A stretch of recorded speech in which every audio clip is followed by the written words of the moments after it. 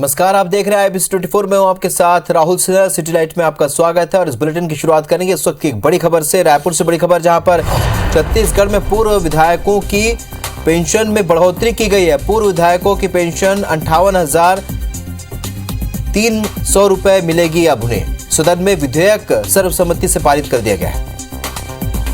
तो पूर्व विधायकों की पेंशन में बढ़ोतरी कर दी गई है। छत्तीसगढ़ में पूर्व विधायकों की पेंशन अब 58,300 रुपए होगी।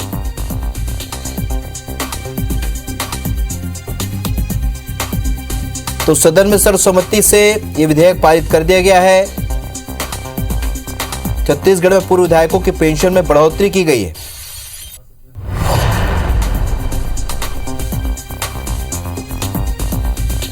तो अब 58,300 रुपए पेंशन पूर्व विधायकों को मिलेगा।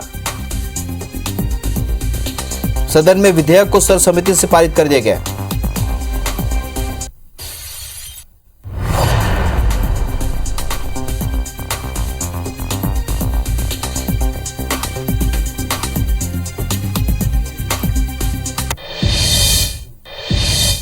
तो छत्तीसगढ़ विधानसभा में छत्तीसगढ़ नगर पालिका संशोधन विधेयक पास हो गया है, जिससे आर्थिक रूप से कमजोर वर्ग यानी कि EWS के लोगों को नुकसान हुआ है।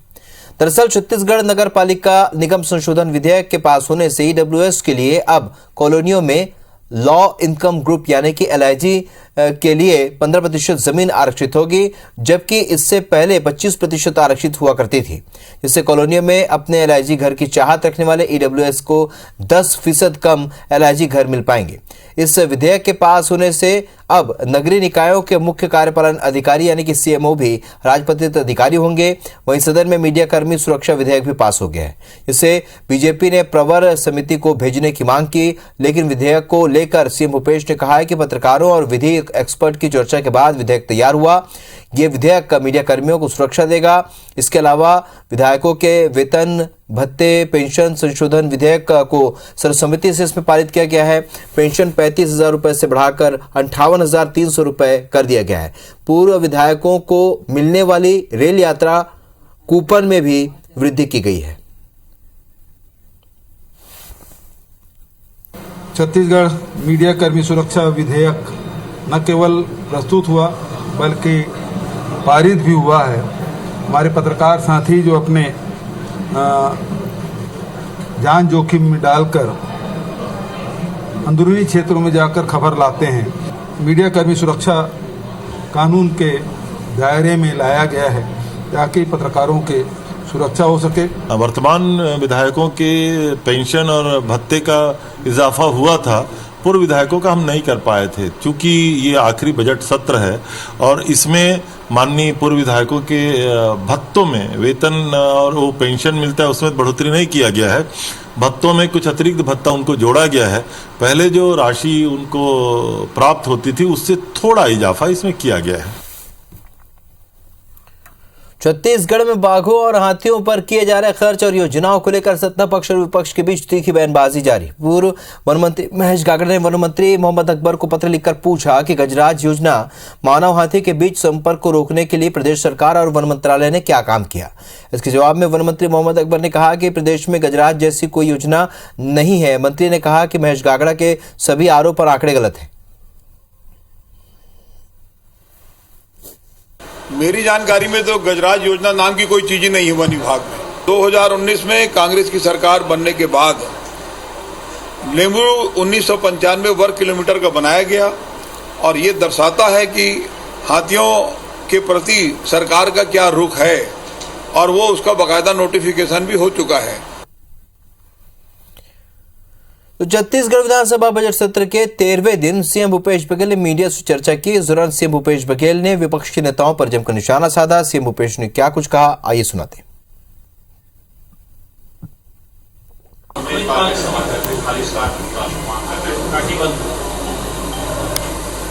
देखिए, इसे अब प्रशासन है वो नजर रखेगी इस मामले में। आप पार्टी तो बीटी में जहां जहां कांग्रेस मजबूत है वहीं भी आप पार्टी जाकर चुनाव लड़ती है, तो बी टीम तो उसकी है, दिखाने के लिए लड़ते हैं। चर्चा से बहिष्कार के प्रवर समिति में देना चाहते थे और कुछ और मुद्दे उठा के इसको टालना चाहते थे। कुल मिला के मंशा ये थी कि ये लागू ना हो सके। छत्तीसगढ़ मीडिया कर्मी सुरक्षा विधेयक न केवल प्रस्तुत हुआ बल्कि पारित भी हुआ है। चैत्र नवरात्र पर्व की शुरुआत हो गई है। 9 दिनों तक मंदिरों में माता रानी की आराधना में विशेष अनुष्ठान होंगे। घरों में भी लोग घट स्थापना कर अखंड ज्योत प्रज्वलित कर रहे हैं। जवारे बोकर माता की आराधना की जा रही है। इस पावन मौके पर मुख्यमंत्री शिवराज सिंह चौहान ने भी अपनी पत्नी साधना सिंह के साथ माता रानी की विधि विधान से पूजा अर्चना कर प्रदेशवासियों की सुख समृद्धि के लिए प्रार्थना की। नवरात्रि की बहुत बहुत शुभकामनाएं।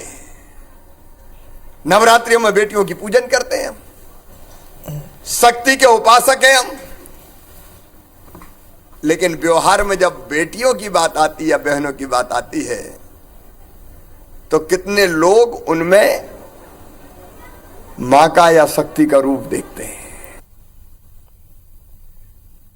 बिलासपुर से हवाई सेवा में कटौती और विमानन कंपनियों की मनमानी को लेकर शहरवासियों में आक्रोश है, जिसे लेकर सांसद अरुण साव ने दिल्ली में अलायंस एयर के सीईओ से मुलाकात की। साव ने दिल्ली के लिए सीधी विमान सेवा की मांग रखी। इसके बाद हैदराबाद, भुवनेश्वर सहित अन्य शहरों के लिए भी विमान सेवा जल्द शुरू करने की बात कही है।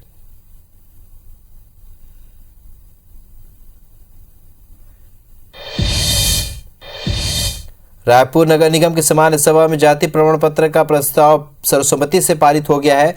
इसके साथ ही रायपुर नगर निगम में रहने वाले उन लोगों के लिए भी जाति प्रमाण पत्र बनाना आसान हो जाएगा जिनके पास 1950 का ऐसा अभिलेख नहीं है जिससे उनकी जाति की पहचान निश्चित की जा सके।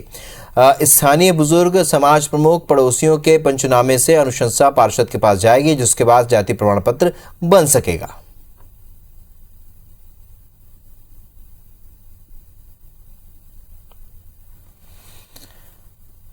नर्मदापुरम शांत फिजा के लिए जाना जाता है, लेकिन इन दिनों 2 वीडियो सोशल मीडिया में वायरल हो रहे हैं जो शहर की शांत फिजा के विपरीत नजर आ रहे हैं। दरअसल 2 वीडियो आपको दिखाते हैं हम, और इन वीडियो को देखकर आप समझ सकते हैं कि यहाँ क्या हालात हैं। वीडियो में एक मामूली एक्सीडेंट के बाद एक युवक खुलेआम कार ड्राइवर को धमकाता हुआ एक वीडियो में नजर आ रहा है। वो गाली गलौज करता हुआ कहता है, इसी मोहल्ले में रहता हूं, पुलिस वाले का लड़का हूं। वहीं दूसरा वीडियो भी एक सामने आया जिसमें एकता चौराहे का, जिसे बताया जा रहा है, युवक शराब के नशे में है और पिटाई करते हुए नजर आ रहे हैं।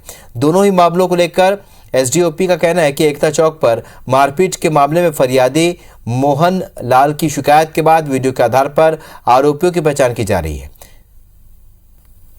जबलपुर इटारसी के बीच बगरातवा रेलवे स्टेशन के पास एक मालगाड़ी अचानक दूसरे ट्रैक पर पहुंच गई, जिसके चलते जबलपुर इटारसी के बीच रेल यातायात ठप हो गई। इटारसी से जबलपुर के बीच अप और डाउन लाइन की 1 दर्जन ट्रेनों को अलग अलग स्टेशनों पर रोका गया। सूचना मिलते ही रेलवे के तमाम अधिकारी पिपरिया इटारसी से बागरातवा पहुंचे और सुधार कार्य शुरू किया।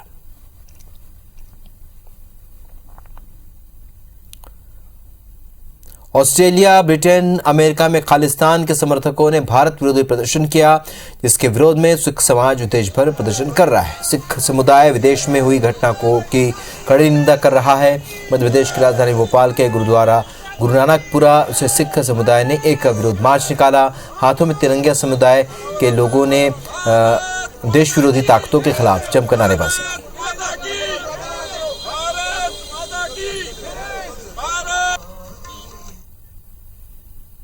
सिख कौम वो है जो आज भी देश की सीमाओं की सुरक्षा कर रही है। सिख रेजिमेंट बहादुरी से देश की सीमाओं की सुरक्षा करती है। सिख कौम देशभक्त कौम मानी जाती है, लेकिन चंद असामाजिक तत्व जो पाकिस्तान द्वारा पोषित है वे ऐसी हरकतें करके सिख कौम को बदनाम करने का काम करते हैं। हम ऐसे तत्वों का विरोध करते हैं। मध्य प्रदेश हाई कोर्ट की ओर से पारित 25 प्रकरणों का विरोध कर रहे वकीलों ने हड़ताल का ऐलान किया है, जिसके तहत प्रदेश भर के अधिवक्ता गुरुवार से खुद को न्यायालयीन कार्यों से दूर रखेंगे। और इस बात की जानकारी परिषद के अध्यक्ष प्रेम सिंह भदौरिया ने दी है। उन्होंने कहा है कि वर्तमान में पूरे प्रदेश में 25 प्रकरणों को लेकर हाई कोर्ट में आदेश पारित किया, जिसका विरोध हो रहा है। 23, 24 और 25 मार्च 2023 तक के लिए पूरे प्रदेश के अधिवक्ताओं से तहसील से लेके उच्च न्यायालय, आवासक संघ सभी सदस्यों से आग्रह किया है प्रतीकात्मक रूप से कार्य से विरत रहेंगे और माननीय मुख्य न्यायाधिपति द्वारा इन 3 दिवस के बीच में यदि कोई निर्णय व्यवहारिक हमारी कठिनाई को दृष्टिगत रखते हुए नहीं लिया तो 26 तारीख को पुनः हम राज्य अधिवक्ता परिषद की बैठक बुलाएंगे और आगामी रणनीति तय करेंगे। जबलपुर और महाकौशल अंचल के हवाई यात्रियों को स्पाइस जेट से मिले झटके की भरपाई एयरलाइंस करने जा रही है। एयरलाइंस जबलपुर से हैदराबाद के लिए नई फ्लाइट शुरू करने जा रही है, जिसकी शुरुआत 28 मार्च से होगी। शुरुआती दिनों में यह फ्लाइट सप्ताह में 3 दिन मंगलवार, गुरुवार और शनिवार को डुमना एयरपोर्ट से उड़ान भरेगी।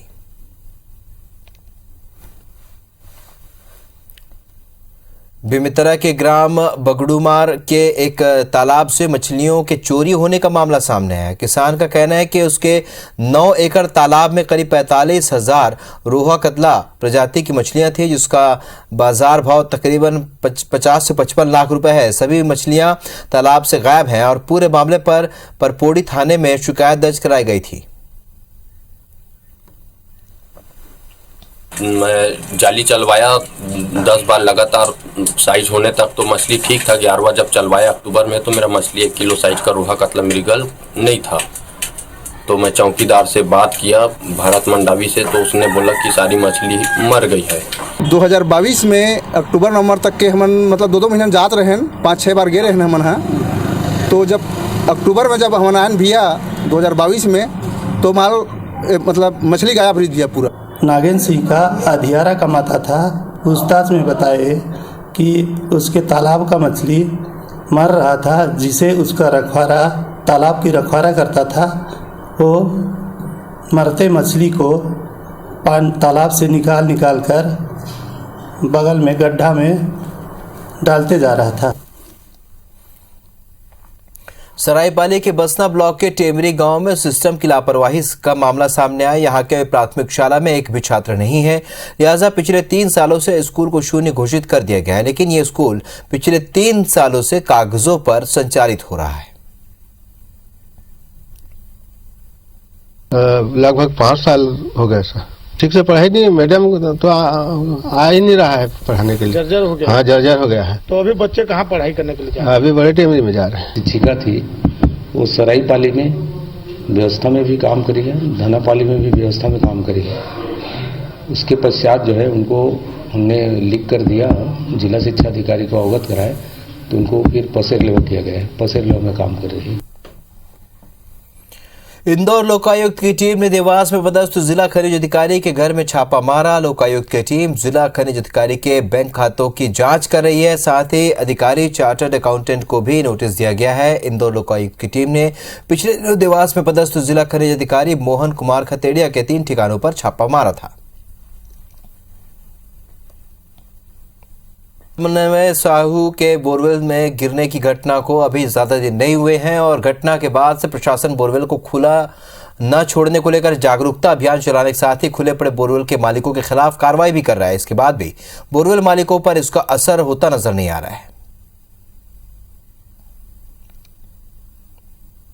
जो शासन प्रशासन ने बोला था कि खुले बोरवेल पाए जाने पर 5,000 का इनाम दिया जाएगा, और आज शासन प्रशासन देखो बोलती बहुत कुछ है पर करती कुछ नहीं है। आज देखो ये बोर पूरा खुला पड़ा हुआ है, जो यहाँ पे कभी भी कोई भी हादसा हो सकता है। अभी देखिए तन्मय का हुआ, छतरपुर में हुआ, विदिशा में हुआ, और ऐसे पूरे खुले बोरवेल छोड़ देते हैं किसान लोग और घटना बड़ी बड़ी घट जाती है।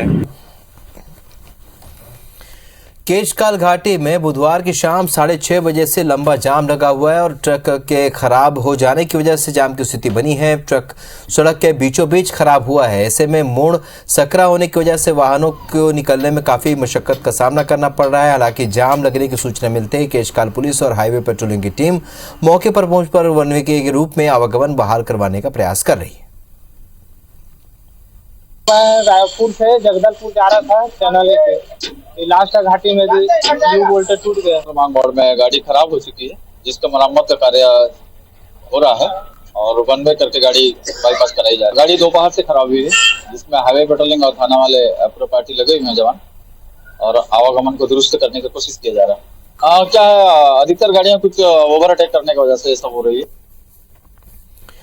बस्तर के जगदलपुर में सीआरपीएफ अपना 84वां स्थापना दिवस 25 मार्च को मनाएगी। इस कार्यक्रम में केंद्रीय गृह मंत्री अमित शाह शिरकत करने आ रहे हैं। शाह 24 मार्च को शाम यहां पहुंचेंगे और करणपुर कैंप में रात को ही नक्सल उन्मूलन और नक्सल क्षेत्र में चल रहे अभियान को लेकर अफसरों के साथ बैठक करेंगे और अगले ही दिन स्थापना दिवस के कार्यक्रम में वो शामिल होंगे।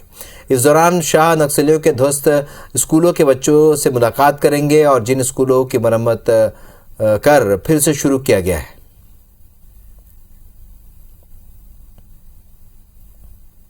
ये पहला मौका है कि जब माओवादी प्रभावित इलाके में सीआरपीएफ अपना स्थापना दिवस का कार्यक्रम आयोजित कर रही है और इस मायने में भी ये महत्वपूर्ण है कि केंद्रीय गृह मंत्री अमित शाह इस मौके पर इस कार्यक्रम के मुख्य अतिथि के तौर पर शामिल हो रहे हैं। आज़ादी के अमृत महोत्सव पर माओवादी प्रभावित इलाके में नक्सल उन्मूलन अभियान की समीक्षा भी इस दौरान अमित शाह करेंगे। 24 देर शाम जगदलपुर पहुंचने के बाद वे सीआरपीएफ के इसी करणपुर कैंप में रुकेंगे। नक्सल प्रभावित क्षेत्र में चल रहे अभियान की समीक्षा बैठक भी लेंगे और इस बैठक को खासा महत्वपूर्ण इसलिए भी माना जा रहा है कि इससे पहले जब 2021 में बीजापुर में शहीद जवानों को श्रद्धांजलि देने अमित शाह पहुंचे थे तो उन्होंने साफ चेतावनी दी थी कि इस हमले का जवाब जरूर दिया जाए। इस दौरान अमित शाह न केवल स्थापना वर्षगांठ की परेड में शामिल होंगे, उसे सलामी देंगे, बल्कि इसके साथ साथ नक्सल प्रभावित वे स्कूल जो दशकों से क्षतिग्रस्त हुए थे जिन्हें दोबारा शुरू किया गया है वहां पढ़ने वाले बच्चों से भी मुलाकात करेंगे। स्थानीय जनप्रतिनिधि भी सीआरपीएफ के इस कार्यक्रम में शामिल होंगे। ये पहला मौका है जब सीआरपीएफ अपना स्थापना सप्ताह माओवादी प्रभावित इलाके में मना रही है। 84वां स्थापना सप्ताह को लेकर जो मुख्य अतिथि हैं वो अमित शाह हैं, इसलिए ये और भी महत्वपूर्ण हो जाता है। लंबे समय से नक्सल प्रभावित इलाकों में सीआरपीएफ सबसे मुश्किल लड़ाई माओवादियों से लड़ रही है। दशकों की इस लड़ाई में सीआरपीएफ ने लंबी शहादत दी है और इसलिए इस इलाके में अधिकारियों का और खास तौर पर केंद्रीय गृह मंत्री का दौरा विशेष महत्वपूर्ण हो जाता है। दशकों से इस लड़ाई में कोबरा के जवानों की खास भूमिका है। कोबरा वो एलीट फोर्स है जो नक्सल प्रभावित इलाके में गुरिल्ला युद्ध में माहिर बताई जाती है। तो सीआरपीएफ स्थापना दिवस में शामिल होने के लिए सीआरपीएफ महिला बाइकर्स की टीम रोड से सफर कर रही है और दिल्ली से निकली सीआरपीएफ महिला कमांडो की टीम दुर्ग के पुलगांव चौक महाराजा चौक से जेल तिराहा होते हुए भिलाई पहुंची और टीम का दुर्ग के जेल तिराहे पर निजी स्कूलों के टीचरों ने बुके देकर स्वागत किया। चलती हुई बाइक सवार कमांडो को बुके भेंट किया गया।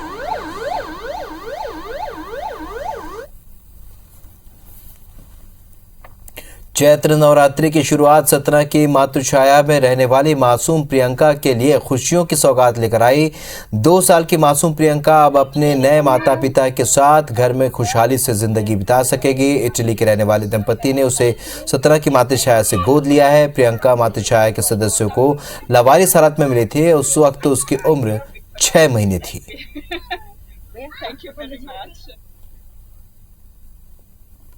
गृह मंत्री डॉक्टर नरोत्तम मिश्रा ने दतिया में मां पीताम्बरा मंदिर में मां का आशीर्वाद लेने के बाद बेमौसम बारिश से तबाह फसल का जायजा लिया।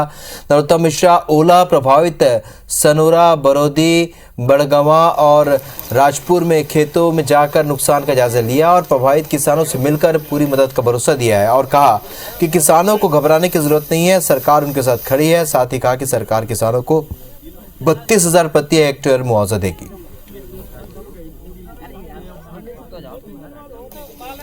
मध्य प्रदेश के कई जिलों में बारिश और ओलावृष्टि की वजह से खेत पर खड़ी और काट कर रखी गई फसल बर्बाद हो गई है। मुसीबत की घड़ी में मुख्यमंत्री शिवराज सिंह चौहान ने अंदर से टूट चुके किसानों को हाथ थामा है और उन्होंने बिना देर किए प्रशासन को फौरन नुकसान का सर्वे कर किसानों को उचित मुआवजा दिलाने के निर्देश दिए हैं। 2 तस्वीर आप देख रहे हैं किस तरीके से किसानों को नुकसान हुआ है। खंडवा की तस्वीर और इसी तरीके से कटनी की भी ये तस्वीर आप देखिए। बारिश और ओलावृष्टि से फसलों के बर्बाद होने के बाद अब मुख्यमंत्री ने सर्वे के निर्देश दिए हैं।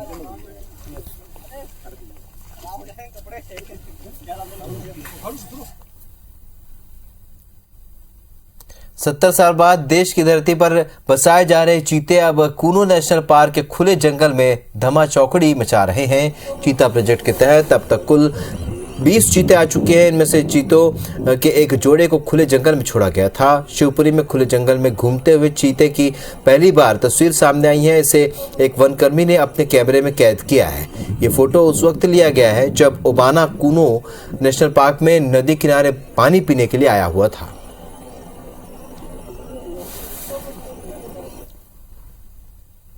महाकाल वन प्रोजेक्ट के तहत महाकाल लोक का निर्माण कार्य किया जा रहा है और इस निर्माण कार्य के तहत महाकाल लोक के द्वितीय चरण का कार्य भी शुरू हो चुका है। मुख्यमंत्री शिवराज सिंह चौहान ने बुधवार देर शाम उज्जैन में मंदिर के कंट्रोल रूम पहुंचकर द्वितीय चरण के कार्यों की समीक्षा की।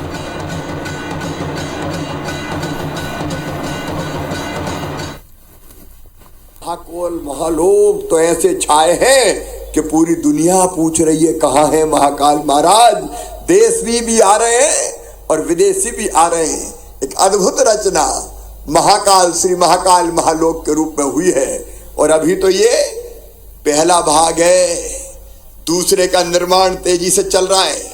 आज मैंने समीक्षा भी की है, जुलाई के अंत तक महाकाल महालोक का दूसरा भाग भी बनके तैयार हो जाएगा।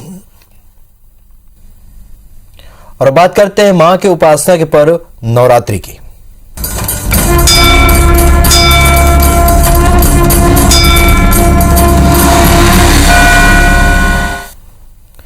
तो आज से हिंदू नववर्ष की शुरुआत हो चुकी है। चैत्र नवरात्र के पहले दिन भक्तों की भारी भीड़ देखने को मिली। डोंगरगढ़ में मां बमलेश्वरी मंदिर में भक्तों ने माता का आशीर्वाद लिया। राजधानी रायपुर में आज सुबह से ही देवी मंदिरों में श्रद्धालुओं की लंबी लाइन नजर आई। महामाया मंदिर में सुबह 5 बजे से मां के दर्शन के लिए श्रद्धालु पहुंचे। इधर अंबिकापुर में महामाया मंदिर में दर्शन के लिए स्वास्थ्य मंत्री टीएस सिंहदेव पहुंचे। प्रदेश और देशवासियों के लिए मंगल कामना की। रायगढ़ में इस साल शहर की कुलदेवी कहे जाने वाली बूढ़ी माई मंदिर से 1500 ज्योति कलश प्रज्वलित किए गए हैं। बंजारी मंदिर में करीब 3000 ज्योति कलश जलाए गए हैं। बलरामपुर में राजपुर में मां महामाया के शक्तिपीठ है, जहां पर दूर दूर से श्रद्धालु पहुंच रहे हैं। रतनपुर का महामाया मंदिर नवरात्र में आस्था का प्रमुख केंद्र बना हुआ है। मंदिर में 20,000 मनोकामना कलश प्रज्वलित किए गए हैं।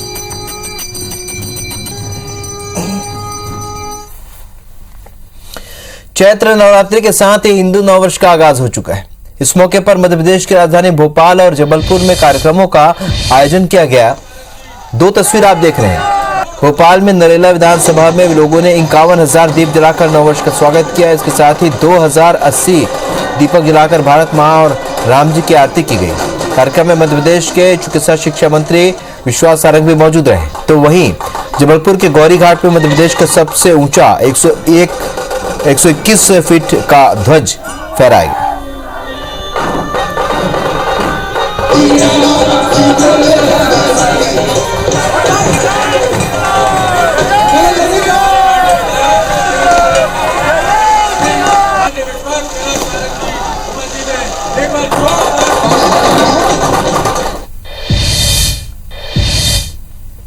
तो आज से चैत्र नवरात्र की शुरुआत हो चुकी है और सुबह से माता के दरबार में भक्तों की भारी भीड़ देखने को मिली। मध्य प्रदेश के देवास में मौजूद मां चामुंडा मंदिर में भक्तों की लंबी कतार देखने को मिली है। कलेक्टर मां चामुंडा के मंदिर पहुंचे और भक्तों के साथ माता की पूजा अर्चना की। मां चामुंडा की आराध्य भक्त देवी है और यहाँ बड़ी मां और छोटी मां के मंदिर भी है। बचपन से आ रही हूँ, मैं माता रानी की गोद में ही पैदा हुई हूँ। मुझे यहाँ पे आके बहुत अच्छा लगता है, दिल को शांति मिलती है। और आज चैत्र नवरात्रि का पहला दिन है और मैं उम्मीद करती हूँ कि मैं पूरे 9 दिन लगातार आ पाऊँ। तीनों रूप बदलने वाली माँ देवास पे और श्रद्धालुओं पे खूब कृपा बरसाती है, ऐसी हमारी आस्था है। माता टेकरी पर विराजमान मां तुलजा और चामुंडा माता का जो मंदिर है काफी प्राचीन है और यहाँ पर दर्शन करने के लिए दूर दूर से श्रद्धालु लगातार पहुंच रहे हैं। यहाँ की मान्यता है जो कि यहाँ पर 2 देवियों का वास है और ये एक प्राचीन मंदिर है। इस वक्त मैं मौजूद हूँ मां तुलजा भवानी के दर पर, जहाँ पर जो यहाँ पर पुजारी हैं उनसे जानना चाहूंगा क्या कुछ मान्यता है। सबसे पहले तो आप सभी लोगों को नए वर्ष की शुभकामना, नया वर्ष मंगलमय हो और यहाँ पर आज चैत प्रारंभ हो गया है। नवरात्रि का पहला दिन है। मां शैलापुत्री की आराधना पूजा की जाएगी। माँ की घट विराजमान हो रहे हैं। माँ इस घट में विराजमान रहेंगी 9 दिन। बताते हैं कि ये स्वयंभू प्रकट हुई है। जहाँ जहाँ अंग गिरे वो शक्तिपीठ हो गया, जहाँ जहाँ रक्त गिरा वो रक्तपीठ हो गया। तो उन्हीं में से एक देवास को रक्तपीठ प्राप्त है। तो यहाँ पर 9 माताओं की उत्पत्ति हुई है। तुलजा भवानी, पार्वती, विजयासन, कालिका, अष्टभुजा, अन्नपूर्णा, खोखो मैया, चामुंडा मैया और अम्बे मैया। तो बताते हैं कि ये दोनों बहनें बड़ी माँ और चामुंडा इसी जगह पर थी जहाँ अभी बड़ी माँ का दर्शन का लाभ ले रहे हैं आप। तो यहाँ से माँ चामुंडा पाड़ फाड़ती पीछे चली जा रही थी, तो बाबा बजरंग और भैरू ने माँ से प्रार्थना की, तो माँ विराट स्वरूप में खड़ी हो गई। बड़ी ने देखा कि छोटी उधर चली गई, तो पाताल में विराजमान होने लगी। जब पाताल में विराजमान हो रही थी तो भैरू बजरंग ने इनसे प्रार्थना की, तो माँ यथावत स्थिति में इतनी लुप्त होते होते रुक गई। आज भी दोनों बहनें 3 स्वरूप चेंज करती हैं। सुबह रहती माँ बाल अवस्था में, 12 के बाद युवावस्था में, सूर्यास्त बाद वृद्धावस्था में रहती है। यहाँ पर मन्नत मानी जाती है। यहाँ पर 9 दिन में माँ का सैलाब, लाखों की तादाद में माँ के दर्शन का लाभ लेने लोग आएंगे। और जिन माता बहनों को बाल बच्चे नहीं होते हैं, यहाँ की महिमा सबसे निराली है।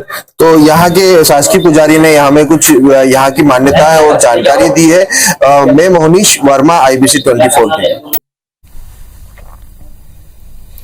रायपुर के अग्रोहा कॉलोनी में शिव शिवा सेवा समिति ने देवी भागवत कथा का आयोजन किया। इस कथा का वाचन पंडित युगल किशोर शास्त्री करेंगे और कथा के पहले दिन भव्य कलश यात्रा निकाली गई, जिसमें भारी संख्या में लोग शामिल हुए।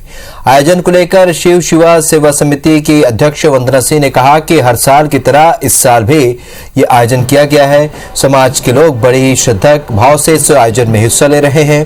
बता दें कि 22 मार्च से 30 मार्च तक शिव शिवा मंदिर में देवी भागवत कथा का आयोजन होगा।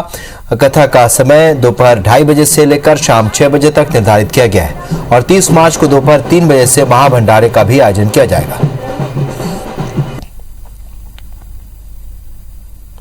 हमारा शिव शिवा मंदिर जो है वो विगत 7 सालों से ऐसे धार्मिक आयोजन करता आ रहा है। उसी श्रृंखला में ये एक बड़ा आयोजन किया जा रहा है इस नवरात्र में देवी भागवत का। ये इसीलिए इनकी तैयारी चल रही है और ये कलश यात्रा माँ भगवती की आराधना के लिए की जा रही है। कलश यात्रा के माध्यम से विश्व शांति और लोगों में सद्भाव और भक्ति का जो वातावरण भी निर्मित हो रहा है देश के अंदर, एक सबके अंदर सद्भाव और देश में शांति हो, इसलिए ऐसा हम सबका प्रयास है। और ये कॉलोनी वासियों में भी आपसी में पारिवारिक एक संबंध प्रगाढ़ हो और सबके अंदर भक्ति और संस्कार बच्चों के अंदर निर्मित हो, उसके लिए हम सबका ये संयुक्त प्रयास।